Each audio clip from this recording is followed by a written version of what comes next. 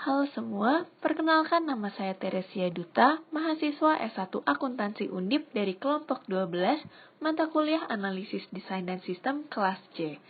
Saya ingin mengucapkan terima kasih banyak kepada Bapak Toto Dewayanto sebagai dosen mata kuliah Analisis Desain dan Sistem yang turut serta membantu dalam memberikan pemahaman materi. Di sini saya akan melanjutkan penjelasan dari part-part sebelumnya.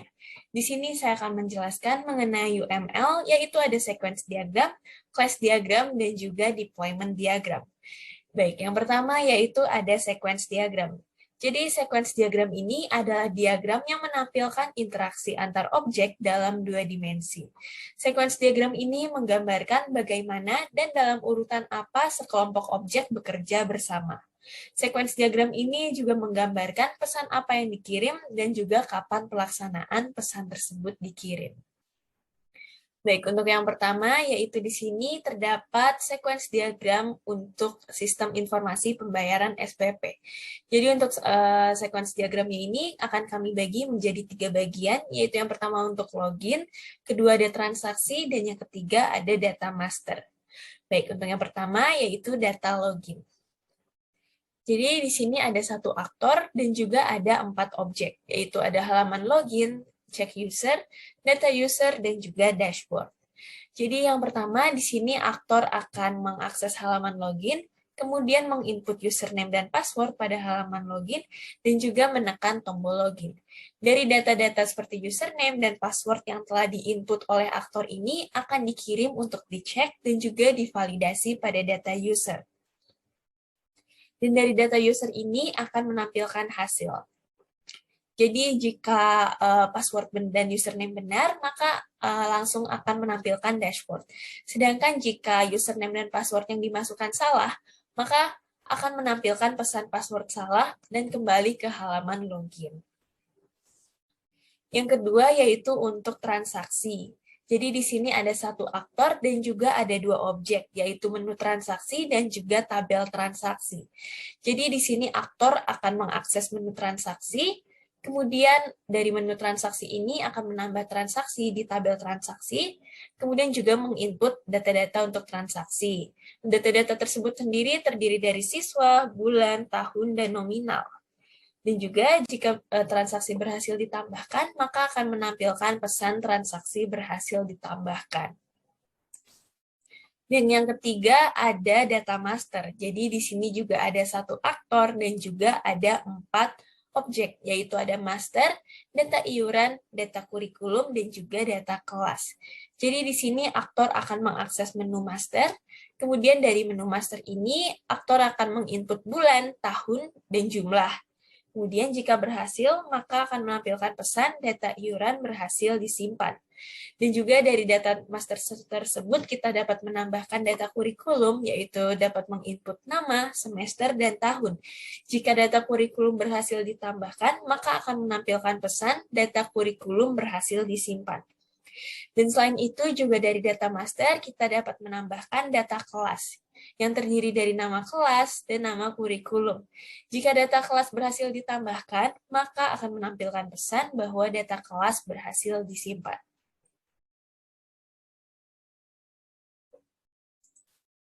Baik, selanjutnya di sini saya akan menjelaskan mengenai class diagram.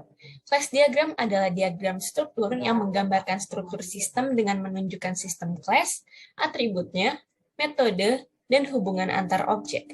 Langsung saja di sini yang pertama terdapat user, di mana user memiliki atribut berupa ID yang berbentuk integer, name, email, image, password yang berbentuk varchar. Kemudian ada role ID, is active, dan date create yang berbentuk integer. Dan juga dari user ini kita bisa melakukan edit. User memiliki 2 relasi. Yang pertama yaitu dengan user token, yang memiliki atribut ID yang berbentuk integer, email yang berbentuk varchar, token berbentuk varchar, dan juga date create yang berbentuk integer. Hubungan dari user dengan user token ini adalah user memiliki user token.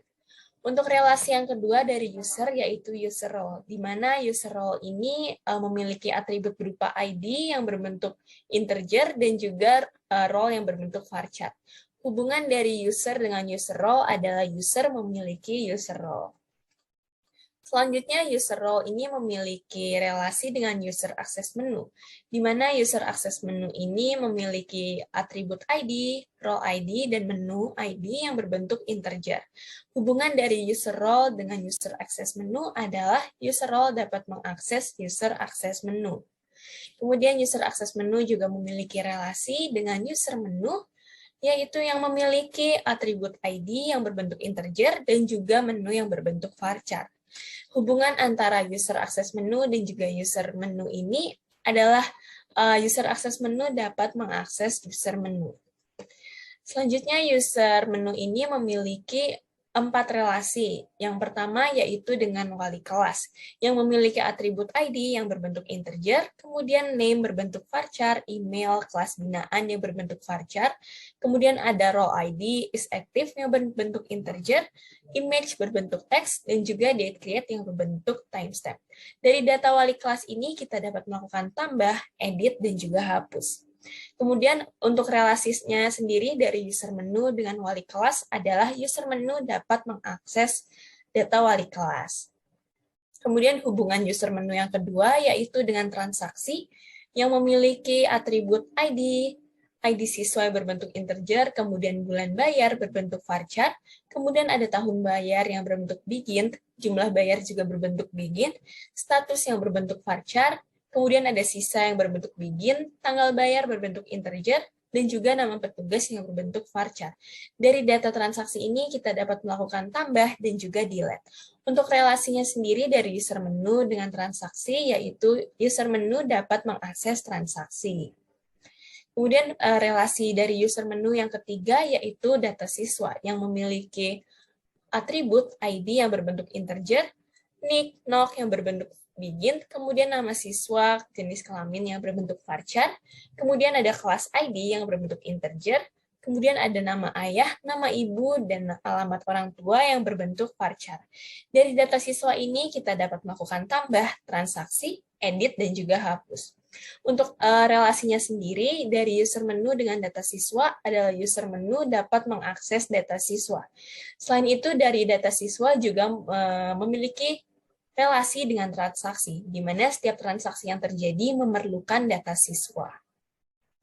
Kemudian relasi yang keempat dari user menu yaitu dengan user submenu yang memiliki atribut ID menu ID yang berbentuk integer, kemudian ada title, URL yang berbentuk varchar dan juga icon yang berbentuk varchar, dan juga is active yang berbentuk integer. Untuk relasinya sendiri dari user menu dengan user submenu adalah user menu memiliki user submenu. Dan kemudian user submenu ini juga memiliki 3 relasi yang berbeda, yaitu yang pertama dengan iuran, yang memiliki atribut berupa ID yang berbentuk integer, kemudian ada bulan bayar berbentuk varchar, jumlah bayar lunas berbentuk begin, dan juga tahun yang berbentuk integer. Untuk action yang bisa kita lakukan sendiri dari iuran adalah input, edit, dan hapus. Kemudian relasi yang kedua dari user submenu adalah dengan kurikulum yang memiliki atribut ID yang berbentuk integer, nama yang berbentuk varchar, tahun berbentuk integer, dan juga semester yang berbentuk varchar. Dari kurikulum ini kita bisa melakukan input, edit, dan juga hapus. Dan kemudian untuk relasi yang terakhir dari user submenu adalah dengan kelas, yang memiliki atribut ID yang berbentuk integer, kemudian ada nama kelas berbentuk varchar, kemudian ada ID kurikulum berbentuk integer, dan juga dari data kelas ini kita bisa melakukan input, edit, dan juga hapus. Selain itu, terdapat relasi antara kelas dan juga data siswa, di mana dalam data siswa pasti terdapat kelas.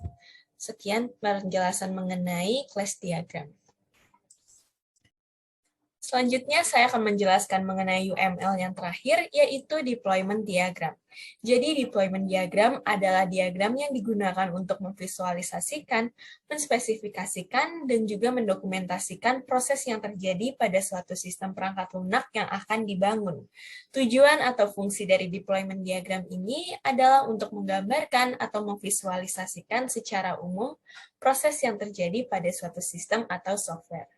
Baik, langsung saja untuk deployment diagram dari sistem pembayaran SPP.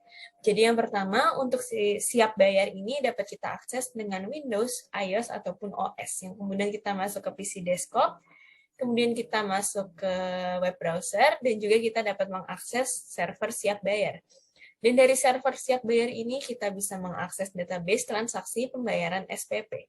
Database ini sendiri dibangun dengan MySQL dan juga Apache. Baik, sekian penjelasan dari saya mengenai sequence diagram, kemudian ada class diagram, dan juga deployment diagram. Untuk website sendiri, untuk hasilnya akan dijelaskan di part selanjutnya. Terima kasih.